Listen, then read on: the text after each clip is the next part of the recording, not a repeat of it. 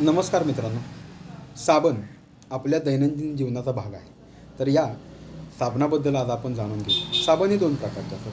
पहिला साबण आहे जो बाथिंग सोप आणि दुसरा साबण आहे तो टॉयलेट सोप. आता बाथिंग सोप कशाला म्हणायचं आणि टॉयलेट सोप कशाला म्हणायचं, तर याबद्दल आपण थोडक्यात जाणून घेऊया. तर आपला जो साबण असतो याच्या पाठीमागं इथं असं कुठंतरी लिहिलेलं असतं की ग्रेड 1 सोप. तर ग्रेड 1 सोप कशाला म्हणायचं, तर ज्या साबणाचा TFM जो 76% जास्त आहे त्याला बाथिंग सोप म्हणायचं.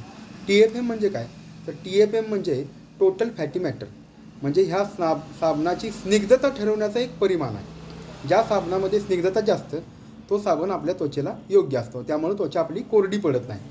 हे या साबणाचं वैशिष्ट्य आहे. आता किमान 70%च्या वर TFM असणारा हा साबण आपण वापरला पाहिजे. जर आपण 70%च्या आतला साबण वापरला तर त्या साबणाला टॉयलेट सोप म्हणतात. या साबणामुळे आपली त्वचा कोरडी पडू शकते, अंगाला खाज सुटू शकते. तर अशा प्रकारचे साबण आपण वापरले नाहीत पाहिजे. हे सगळे साबण टॉयलेट सोप या सदरात मोडतात.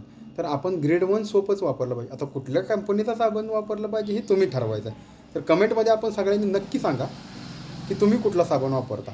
त्याच्यावर मी तुम्हाला त्या साबणाचा ग्रेड सांगेन, तो टॉयलेट सोप आहे का बाथिंग सोप आहे. नमस्कार.